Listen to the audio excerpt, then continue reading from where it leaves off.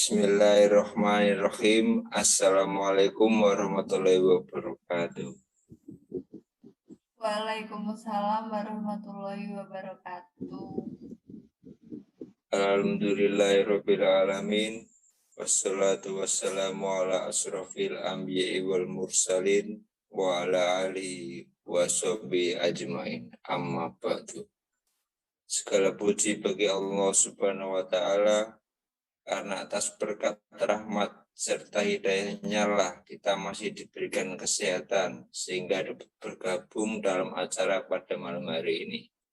Tak lupa sholawat serta salam selalu kita junjungkan pada junjungan Nabi besar kita Muhammad SAW, karena berkat jasanya lah kita mampu berada bersama netra benderang seperti saat ini. Pada pertemuan kali ini saya akan menyampaikan materi tentang tips ketika jatuh cinta. Yang namanya jatuh cinta itu pasti dialami oleh setiap insan manusia. Karena manusia itu diberikan oleh Allah Subhanahu wa taala yang namanya cinta. Cinta kepada wanita, cinta kepada harta, cinta kepada jabatan, cinta kepada sesuatu. Itu pasti. Allah Subhanahu wa taala telah berfirman, Zuyina linnasi hubbu syahwati minan nisa'i wal bani wal qanatiri wal muqantarati minad dabi wal fiddati wal khailil musawwata mati wal an'ami wal haras, yang artinya biarkan kepada manusia kecintaan kepada apa-apa yang diingini, yaitu wanita-wanita, anak-anak, harta yang banyak, dan jenis emas, perak, kuda pilihan, binatang-binatang ternak, dan sawah ladang. Quran Surat Al-Imran ayat 14. Nah, saat kita dilanda jatuh cinta kepada sesuatu, apa yang harus kita lakukan? Ada beberapa poin yang harus diperhatikan, saudaraku, supaya cinta itu tidak menjadi petaka dalam hidup kita. Karena cinta bisa menjadi malapetaka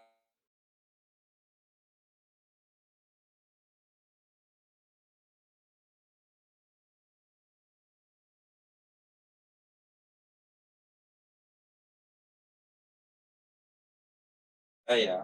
Karena percuma apabila kita mencintai sesuatu yang tidak memberikan manfaat untuk hidup kita, namun juga hanya memberikan kerugian atau musibah.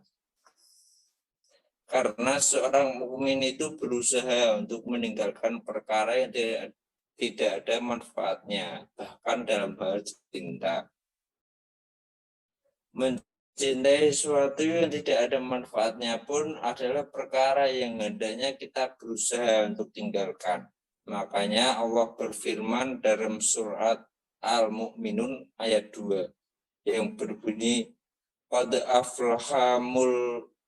aflahal mu'minun alladzina hum fi sholatihim khashihun walladzina hum anil lagwi mu'ridun, yang artinya sungguh beruntung orang yang beriman. Siapa dia? Yaitu orang yang khusyuk dalam sholatnya. Siapa lagi? Orang yang berpaling dari perkara yang sia-sia. Rasulullah pun bersabda, Man husnil islamil maroti tarkuhu malayi abin.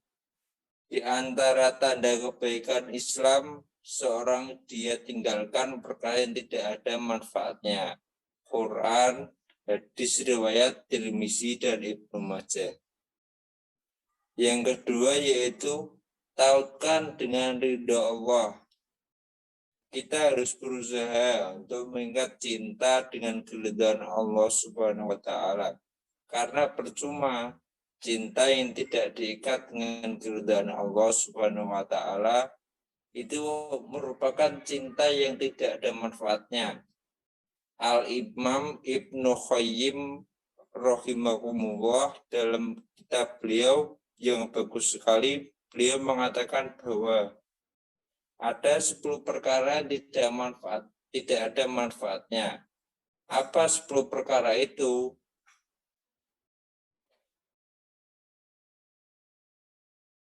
Cinta yang tidak diikat dengan keridhaan Allah, pelaksanaan atas perintah-perintahnya dan ketaatannya kepadanya. Maka dari itu cinta tidak ada manfaatnya sama sekali. Poin yang ketiga yaitu gunakanlah akal pikiran. Saat kita jatuh cinta terutama kepada wanita atau lawan jenis, jangan sampai cinta mengalahkan akal pikiran kita. Ingat, manusia diberi kelebihan oleh Allah Subhanahu wa taala dengan akal pikirannya. Akal pikiran bisa menjadi lumpuh total saat ia dikuasai oleh syahwat. Ketika syahwat menguasai, seringkali akal pikiran itu lumpuh total. Lihat saja para pemuda-pemudi yang sudah jatuh cinta. Mereka menganggap bahwa pasangannya lah yang terbaik menurut dia. Terkadang 1000 nasihat yang diberikan oleh orang-orang tidak mempan dan tidak didengar lagi. Kenapa? Karena akal pikirannya sudah tumpul akibat dari cinta tersebut, yang ternyata cinta tersebut tidak diikat dengan keridhaan Allah Subhanahu wa taala. Maka jangan sampai cinta itu menghilangkan akal kita. Tetap kita berpikir secara jernih, apakah cinta ini sesuatu yang diridhai Allah Subhanahu wa taala atau tidak. Maka saudara sekalian yang saya cintai dan saya hormati, saat kita jatuh cinta, coba kita berpikir apa manfaatnya daripada cinta saya tersebut. Selanjutnya poin yang keempat, kehilangan kesempatan berpikir. Kita senantiasa merenung. Saat saya jatuh cinta, saya sering ingat dia. Ingat, Masya Allah. Bayangkan ketika kita mengingat dia. Berapa banyak kesempatan yang hilang untuk berzikir kepada Allah. Bahkan ada sepasang sejoli yang sudah sangat jatuh cinta, sampai-sampai dalam setiap keadaan selalu ingat pasangannya. Bayangkan akhirnya apa? Mengingat wanita ataupun lelaki yang bukan mahramnya saja itu sudah dosa. Padahal belum tentu jodoh di sisi Allah Subhanahu wa taala, belum tentu dia baik. Maka subhanallah, mari kita renungkan berapa banyak kalau begitu kesempatan-kesempatan kita untuk berzikir kepada Allah telah hilang. Na'udzubillahi min dzalik. Untuk poin yang terakhir yaitu terjerumus ke dalam syirikan. Yang lebih mengerikan lagi, dan ini adalah poin yang harus diperhatikan sekali. Jangan sampai cinta itu berubah menjadi cinta itu menjerumuskan kita ke dalam api neraka. Bagaimana bisa? Bukanlah kesyirikan pertama kali muncul di dunia karena syirik cinta. Di zaman Nabi Nuh, mereka sangat mencintai para wali, yang kemudian akhirnya para wali ketika telah meninggal, dibikinlah monumen-monumen dan gambar-gambar dalam rangka untuk lebih memotivasi dalam beribadah. Tapi kemudian lama-kelamaan berubah menjadi penyembahan. Makanya kata para ulama, cinta berubah menjadi ibadah ketika disertai dengan pengagungan kepada yang dicintai, ketundukan dan tadarruk kepada yang dicintai, serta dengan penghinaan kepadanya. Kalau sudah sampai derajat tersebut, kita sudah mengambil tandingan selain Allah. Allah berfirman dalam Quran Surat Al-Baqarah ayat 165. Wabinan nasi mayyat tahidu min dunillahi anta yuhibbunahum kahubbillah walladzina amanu asyaddu hubbalillah, yang artinya, dan di antara manusia ada yang mengambil tandingan-tandingan selain Allah. Mereka mencintai tandingan tersebut seperti mencintai Allah.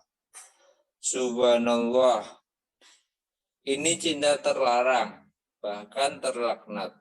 Bisa menyebabkan pelakunya apabila ia wafat kekal dalam api neraka, karena ia telah mempersekutukan Allah Jalla wa'ala.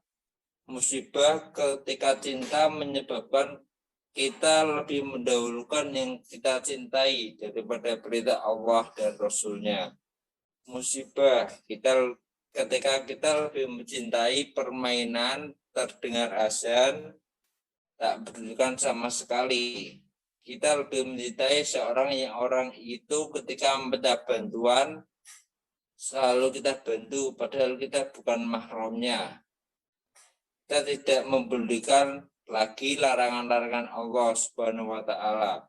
Kita lebih mendahulukan syahwat kita, hawa nafsu kita, sehingga akhirnya saudaraku, cinta itu akhirnya menjadi malapetaka untuk hidupmu.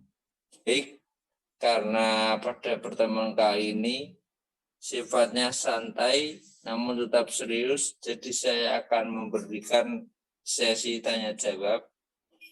Mungkin bagi teman-teman sekalian, saudara-saudara, apabila ada yang ditanyakan bisa raise hand ya dan mengajukan pertanyaan. Silakan.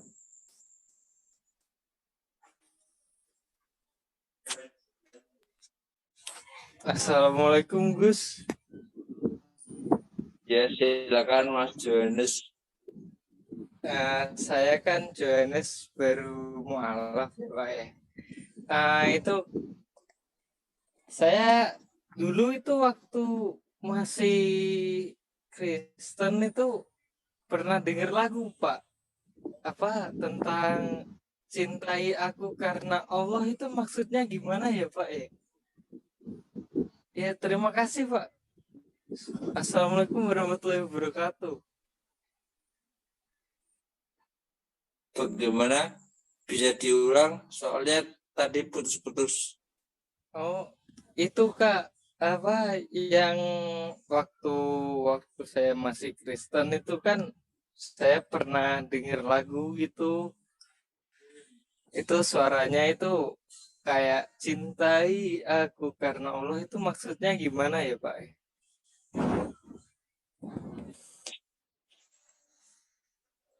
Mungkin yang dimaksud dalam lagu itu, seberapapun kita mencintai seorang itu harus tetap mengutamakan cinta kita kepada Allah Subhanahu wa Ta'ala. Karena sudah saya jelaskan tadi, ketika kita mencintai seorang itu melebihi cinta kita kepada Allah Subhanahu wa Ta'ala, maka itu bisa saja jatuh ke dalam jurang kesyirikan. Jadi seperti itu. Jadi meskipun kita mencintai apapun dan siapapun itu, kita harus tetap mengutamakan cinta kita kepada Allah Subhanahu wa Ta'ala. Ya, oke, seperti itu. Ya, selanjutnya ada Mas Ramadan, mungkin mau bertanya. Oke, jadi gini Pak. Di zaman sekarang ini kan biasanya banyak ya kayak LDR istilahnya ya. Sebenarnya itu LDR itu apakah termasuk pacaran yang dibilang ta'aruf atau bukan gitu loh. Karena kan kita kan temanya kan cinta ya. Cinta seorang, katanya kan pacaran juga dosa. Nah, ini mereka itu kayak LDR, nggak pernah ketemu, tapi mereka tuh panggilannya itu tetap sayang-sayangan gitu loh. Atau enggak, mereka itu enggak pacaran, tapi mereka itu ngakunya saling sayang gitu. dulu. Ya, terus Itu tolong dijelaskan tanyakan apa? gimana. Menurut Islam itu pandangannya gimana? Oke, terima kasih. Gimana Mas? Maksudnya yang dipertanyakan apa ya? Maksud saya itu dalam pandangan Islam itu ya. Kayak LDR atau enggak gitu, mereka yang bilangnya itu komitmen gitu loh. Iya, iya. Komitmen. Iya. Tapi mereka itu saling cinta, saling sayang. Mereka dalam chattingan sendiri pun tetap bilangnya itu sayang gitu loh. Iya, iya. Terus. Itu dalam pandangan Islam itu kayak gimana? Oh. Iya. Mungkin tidak itu ya. Tidak berpengaruh meskipun itu LDR ataupun tidak, ataupun jarak jauh, jarak dekat maupun daring atau luring, itu tetap dalam Islam itu kurang dibenarkan ya. Karena yang dijelaskan tadi, jika kita sudah mencintai seorang lalu kita tidak bisa mengontrolnya dan mendahulukan cinta kita terhadap seseorang itu di atas hal-hal yang lain, itu akan jatuh ke dalam jurang kesyirikan cinta. Jadi kita kalau mencintai seorang itu ya sewajar-wajarnya saja, tidak boleh berlebihan. Nanti kalau berlebihan itu kita melupakan segalanya, melupakan kewajiban kita sebagai umatnya Allah, merupakan kehidupan kita, nanti kita jatuhnya terjerumus dalam itu sendiri menjadi hal yang negatif. Seperti itu, Mas.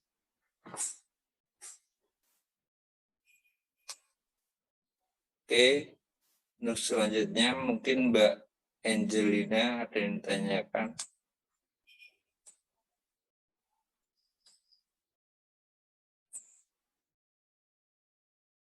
Halo, bisa didengar suara saya? Bisa Pak. Mungkin untuk peserta yang lain ada yang ditanyakan. Michael Pak. Saya Pak izin bertanya. Ya silakan. Mas Sebelumnya siapa maaf ini? gak bisa off cam. Saya Michael Ariski Septian, panggil saja Rizky Pak. Oh iya. Silakan Mas Rizky. Jadi gini, seumpama kita sudah berkeluarga, itu tingkat kecintaan itu lebih baik mendahulukan orang tua atau pasangan kita dulu. Seperti itu. Makasih. Oh ya. Dalam cinta, dalam keluarga itu ada dua, Mas. Yang pertama yaitu cinta sebagai istri kepada seorang suami, dan juga cinta seorang suami kepada istri. Dan jika kita berada pada posisi suami, kita harus mendahulukan cinta kita terhadap orang tua. Karena ketika saat kita menjadi seorang suami, tetap surga kita itu berada di kaki ibu. Namun jika posisi kita berada sebagai istri, kita harus mendahulukan cinta kita kepada suami kita. Karena setelah kita menikah, itu surga kita itu berada di kaki seorang suami. Itu juga kita sebagai seorang istri, gitu Mas. Mungkin sudah jelas atau kurang memahami? Sudah cukup menjawab. Terima kasih Ya, jawabannya. siap. Mungkin untuk yang lainnya ada yang ditanyakan?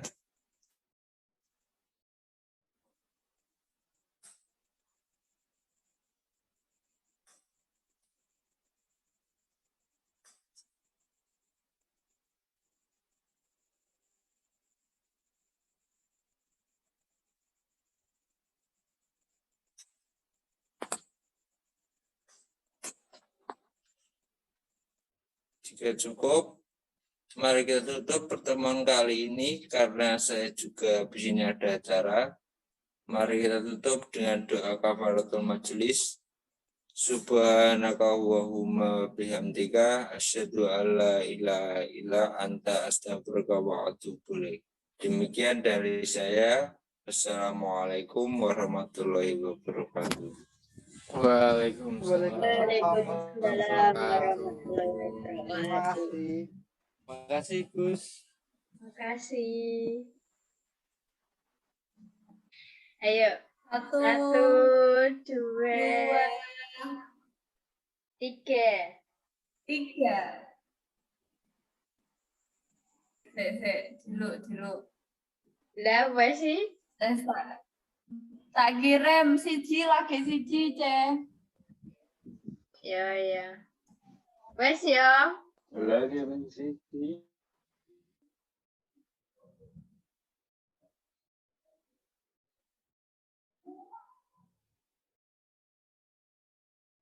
Assalamualaikum warahmatullahi wabarakatuh. Nama saya Angelina Pritisa. Saya akan menjelaskan tentang analisa yang saya dapatkan dari ceramah kemarin.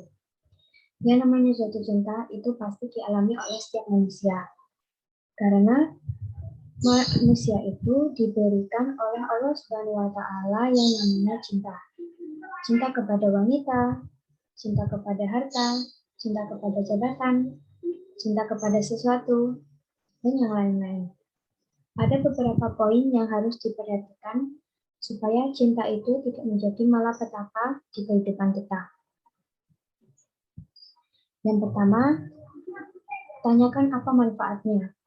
Seperti, saya mencintai sesuatu tersebut, apa manfaatnya buat saya? Karena percuma apabila kita mencintai sesuatu yang ternyata tidak memberikan manfaat untuk hidup kita, tidak pula akhirat kita, maupun agama kita. Karena seorang mukmin itu berusaha untuk meninggalkan perkara yang tidak ada manfaatnya, bahkan dalam masalah cinta. Yang kedua, tautkan dengan ridho Allah. Kita harus berusaha untuk mengikat cinta kita dengan keridhaan Allah Subhanahu wa taala. Karena percuma cinta yang tidak diikat dengan keridhaan Allah Subhanahu wa taala itu adalah merupakan cinta yang tidak ada manfaatnya. Cinta yang tidak diikat dengan keridhaan Allah, pelaksanaan atas perintah-perintahnya dan ketaatannya. 3. Gunakan akal pikiran. Saat kita jatuh cinta, terutama kepada wanita, jangan sampai cinta mengalahkan akal pikiran kita. Lihat saja pemuda-pemudi yang sedang jatuh cinta. Karena akal pikirannya yang sudah tumpul, akibat daripada cinta tersebut yang ternyata cinta tersebut tidak diikat dengan keridhaan Allah Subhanahu wa taala.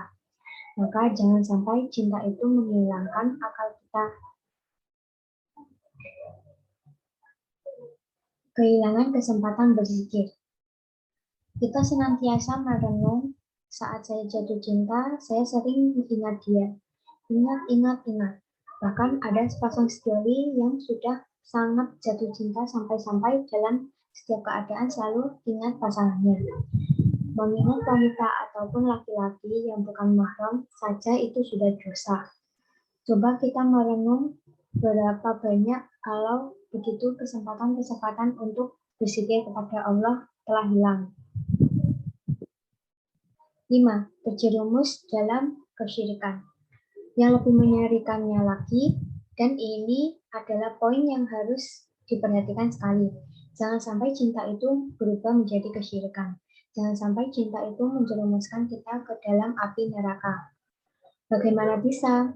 Bisa. Bukankah syirik yang pertama kali muncul di dunia adalah syirik cinta? Di zaman Nabi Nuh, mereka sangat mencintai para wali, yang kemudian akhirnya para wali ketika setelah meninggal dunia dibikinlah monumen-monumen dan gambar-gambar dalam rangka untuk lebih memotivasi ibadah. Tapi kemudian lama-kelamaan berubah menjadi penyembahan. Maka Kata para ulama, cinta bisa berubah menjadi ibadah ketika disertai dengan pengagungan kepada yang dicintai, ketundukan dan tadarruh kepada yang dicintai disertai dengan penghinaan kepadanya.